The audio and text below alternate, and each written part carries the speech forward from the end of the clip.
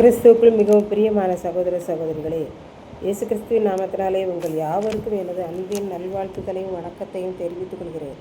இன்றைய பகலின் குளிர்ச்சியான நாளின் தியான வசனம் எஸ்ரா 8ஆம் அதிகாரம் 31ஆம் வசனம். எங்கள் தேவனுடைய கரம் எங்கள் மேல் இருந்து வழியிலே சத்துருவின் கைக்கும் பதிவிருக்கிறவர்களின் கைக்கும் எங்களை தப்புவித்தது. எஸ்ரா என்னும் ஆசாரியன் அகாவா நதியை விட்டு எருசலேமுக்கு புறப்படும்போது தன்னோடு இருந்த ஆசாரியர் லேவியர்களிடம் தேவாலய பனிமுட்டுகளை நிறுத்து ஒப்புவிக்கும் மட்டும் விழிப்பாயிருந்து கொண்டு அதை கொடுத்து, நீங்கள் இதை தேவாலயத்தில் கொண்டு போய் சேர்க்கு மட்டும் இதை காத்து கொள்ளுங்கள் என்று கூறினான். அவன் அவர்களிடம் ஒப்படைத்ததன்படியே அந்த ஆசாரியரும் லேவியரும் அந்த பொன்னையும் வெள்ளியையும் தேவாலய பனிமுட்டுகளையும் எருசலேமில் இருக்கிற தேவனுடைய ஆலயத்துக்கு கொண்டு போகும்படிக்கு நிறுத்து எஸ்ராவின் கைகளிலிருந்து வாங்கி கொண்டார்கள்.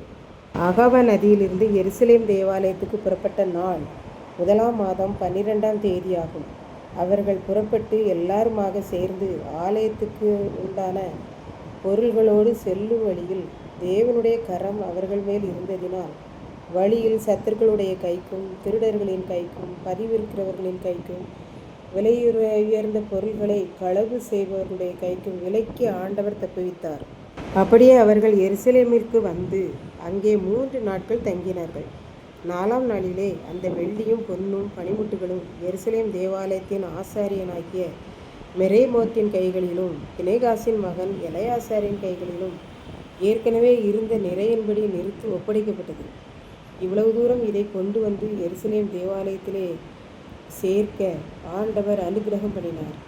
தேவனுடைய ஆலய பனிமுட்டுகளை கொண்டு வருவதற்கு எத்தனையோ தடைகள், தாமதங்கள் மற்றும் கொண்டு வருகிற வழியில் எதிரிகளாலும் பதிவிருந்து தாக்கி விலை மதிப்பெற்ற இந்த பொருள்களையும் எடுத்துக்கொள்ளாதபடி கர்த்தர் காத்தார்.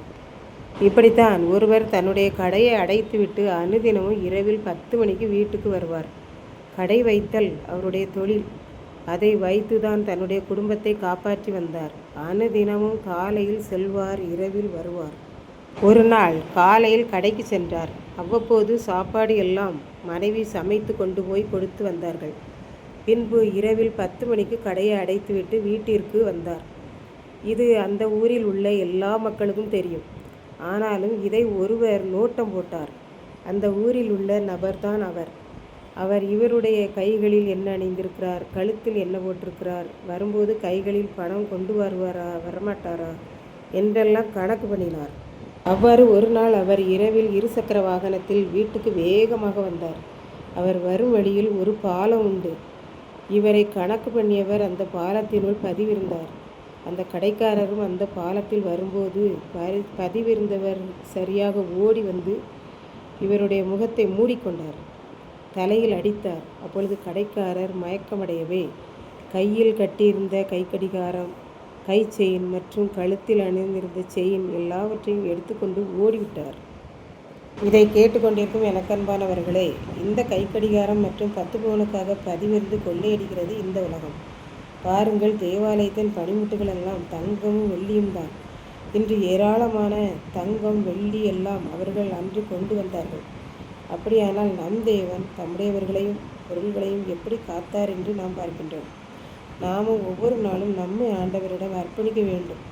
இல்லை என்றால் கர்ச்சிக்கிற சிங்கமாகிய சாத்தான் அவனுடைய பதிவிலிருந்து நம்மை பிடித்து கொள்வான்.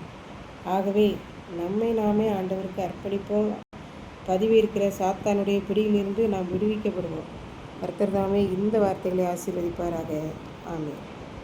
ஜெபம். அன்பின் ஆண்டவரே, தருமையான நல்ல நாளுக்காக நன்றியோடு ஸ்தோத்திரிக்கிறேன்.